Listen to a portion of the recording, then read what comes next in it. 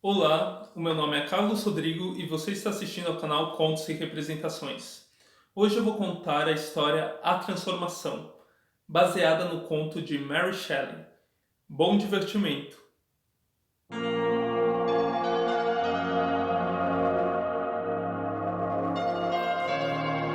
Saudações!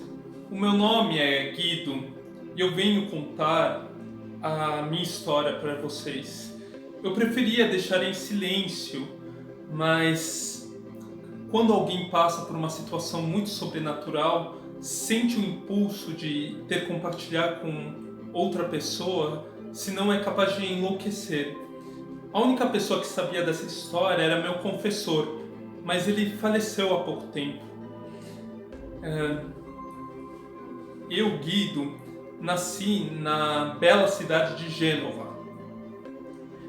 Desde criança, eu sempre quis desafiar a autoridade do meu pai, porque eu era um amante da liberdade. Ele sofreu um pouco comigo, sim.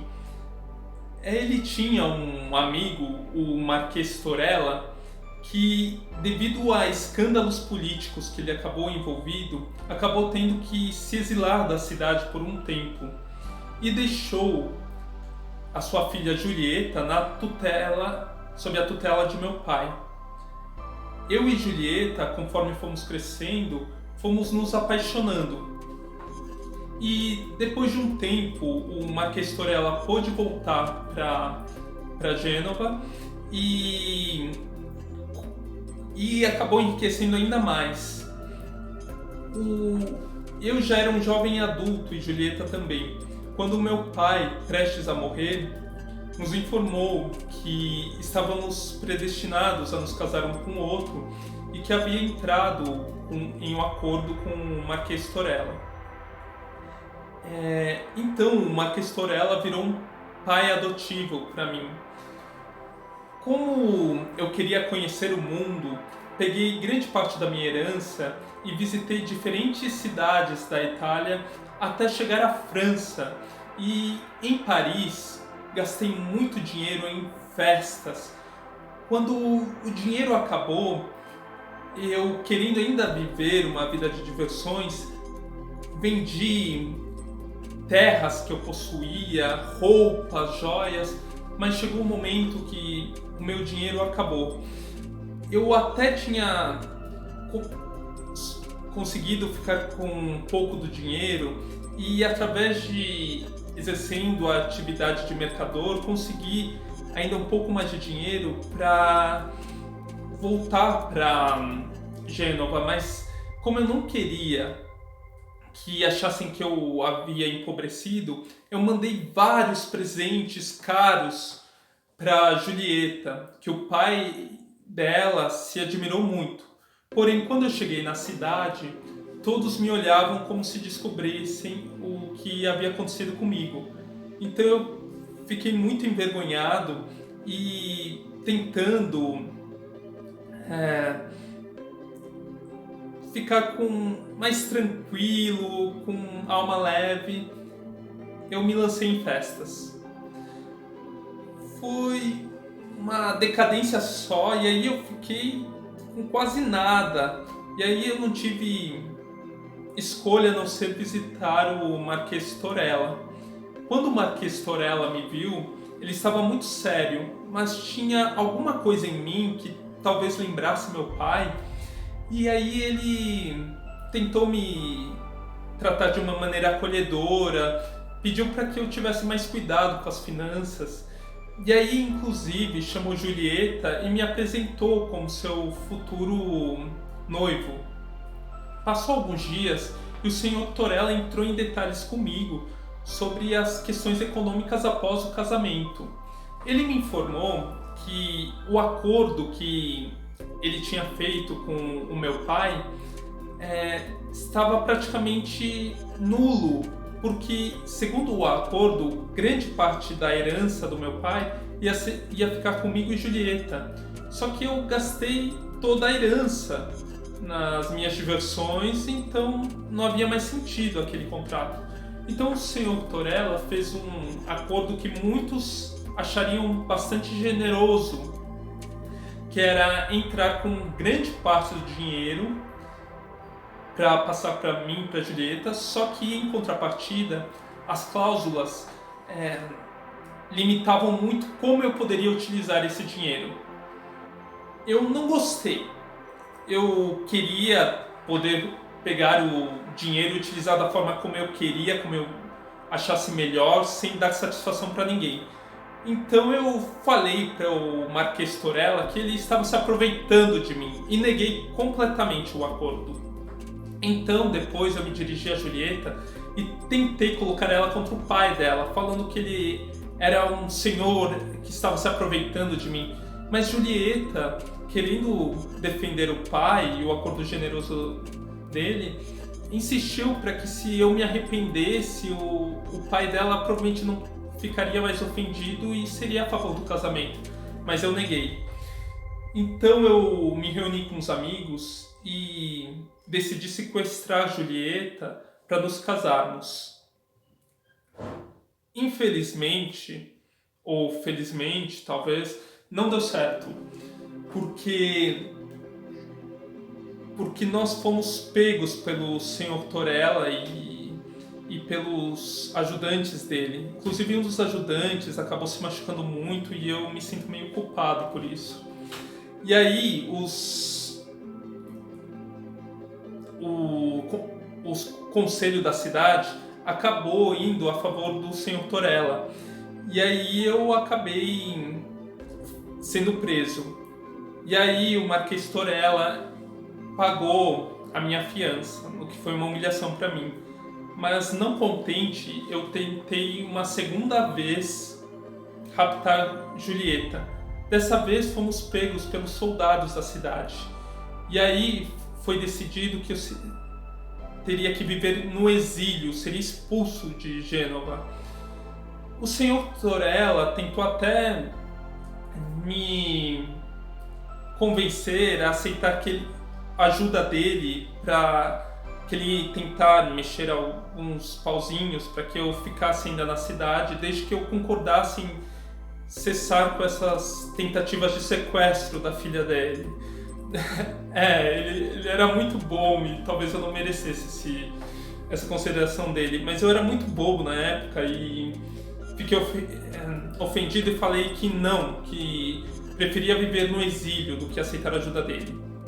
Então saí de Gênova sem nada e enquanto estava andando à beira do mar, pensando o que eu ia fazer com a minha vida, eu vi que lá no mar havia um navio que estava se aproximando e umas nuvens em cima do navio se mexendo como se controladas por magia. E aí caiu um trovão em cima do navio, o navio começou a cair, se quebrar. E aí eu pensei, nossa, ninguém vai sobreviver a isso. Só que aí veio em direção à terra um baú com um homem de aparência sinistra, macabra, montado no baú. E aí as ondas trouxeram o baú com ele em cima até a terra. Então ele me viu e falou: nossa, por São Beelzebu, que loucura que aconteceu lá. Mas que estranho, eu não lembro de você lá. Como você conseguiu escapar de lá? Eu fiquei chocado com a blasfêmia dele, mas fiquei quieto. Então ele se virou para o céu e falou: nuvens, acabou agora. Podem voltar para o seu lugar e deixem esse céu limpo. E vento, se acalme. E nisso o vento ficou calmo e as nuvens saíram de forma que o céu ficou claro. E aí eu fiquei admirado como aquele ser era capaz de controlar os elementos daquela forma. E ele falou: eu gosto quando os elementos me obedecem dessa forma aí. Mas você, eu sinto que está acontecendo alguma tempestade aí na sua vida. será que às vezes eu não consigo tirar essa tempestade daí, da mesma forma como eu tirei lá no mar? Então, eu fiquei em choque. Como ele sabia que estava acontecendo algo ruim? E aí ele virou pra mim e falou: tá, mas o que um homem jovem como você, bem arrumado, está fazendo por aqui? Me conte da sua vida. E aí, não sei se por medo, admiração, alguma força dentro de mim acabou me dominando e eu acabei contando toda a minha história pra ele. E aí ele falou: ah, então você é um primo de Lúcifer, né? Preferiu se negar a obedecer à tirania benevolente e a viver no exílio. Mas você está sem nada. Esse exílio aí tá com uma cara de humildade, né? E aí eu falei: mas o que você gostaria que eu fizesse? E aí ele respondeu: ah, vingue-se! Vá contra seus inimigos, pise naquele velho e pegue a sua amada como esposa. E aí eu falei pra ele: mas eu não tenho nada, não tenho dinheiro, não posso fazer nada em relação a isso. E aí ele saltou do baú, abriu o baú e havia várias moedas e joias naquele baú. E os meus olhos brilharam, senti uma vontade de ter aquilo, só de olhar. Então ele falou: ah, eu posso te dar isso aqui se você me der algo que eu tenho interesse.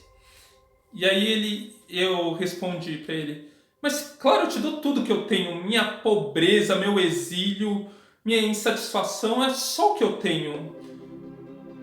E aí ele falou: ah, eu pego tudo isso e mais uma coisa. E aí eu perguntei pra ele: mas o que tem mais pra eu te dar? Eu não tenho mais nada. E aí ele respondeu: ah, você tem sim. Esse seu rosto bonito, esses seus braços, eu quero eles. E aí eu fiquei assustado. Ele queria o quê? Me matar? Eu não tinha nenhuma arma por perto para me defender. E aí ele falou: não, fica tranquilo. Eu só quero trocar de corpo com você por 3 dias. O que você acha disso?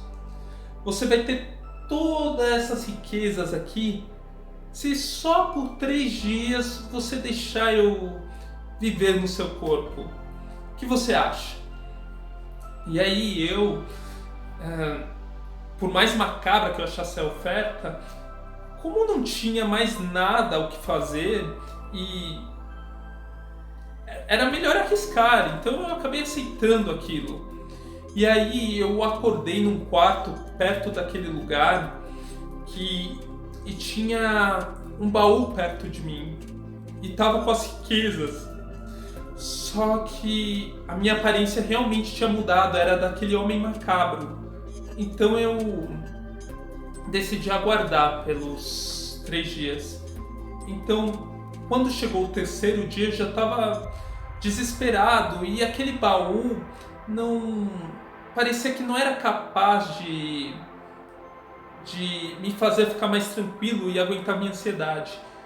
E aí, no final do 3º dia, quando eu fui dormir, eu sonhei que o demônio, na minha forma, havia pedido Julieta em casamento e que ela estava prestes a aceitar. Então eu quis gritar para ela, para alertar ela, só que a voz não saía. Então eu quis correr para lá, só que eu estava preso no chão e eu não podia fazer nada. Então eu acordei no 4º dia e a minha aparência continuava daquele ser nefasto. Ele não tinha me procurado até aquele momento. Então eu precisava, de alguma maneira, trocar de corpo com ele, nem obrigando ele. Então eu, com medo daquele sonho que eu tive, talvez fosse verdade, eu pensei para Gênova de novo, mas como eu iria ir para Gênova se eu tinha sido exilado de lá? Mas a minha aparência atual não tinha sido exilada. Então eu fui para lá, só que eu não encontrei Julieta na cidade.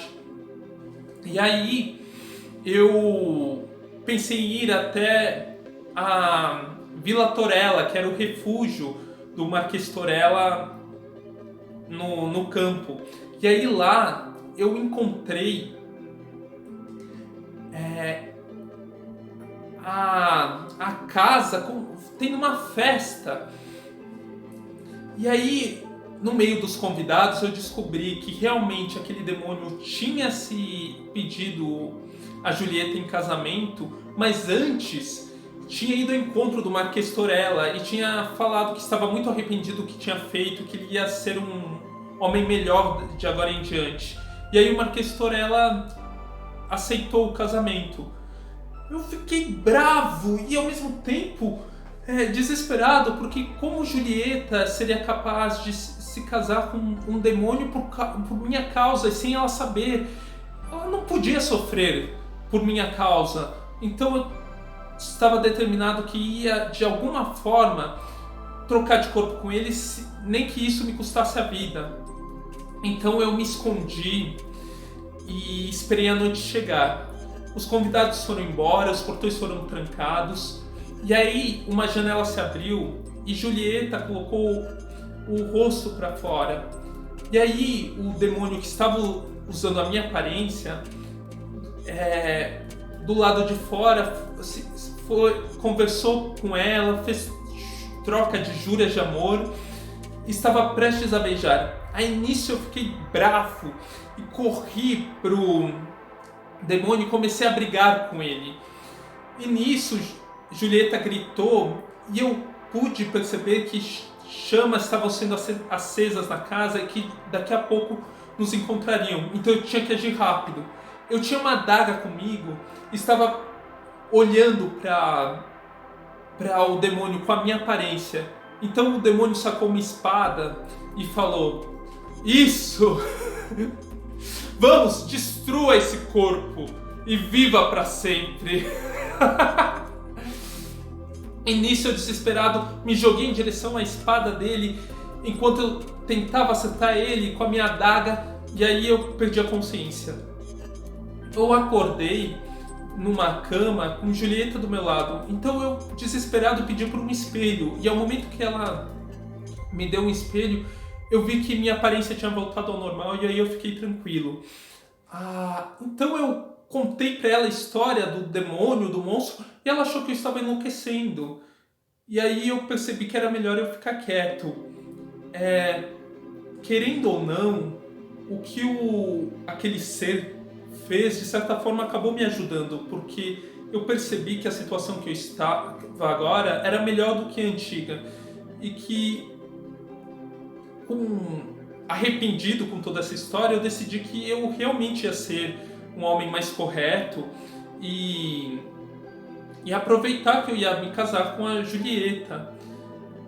Então eu guardei essa história comigo e contei ao meu confessor. O meu confessor, ele acabou falando que acreditava que aquele ser não era um demônio, mas sim um espírito enviado pelo meu anjo da guarda para que eu tomasse consciência do meu comportamento e começasse a agir de maneira mais correta na vida.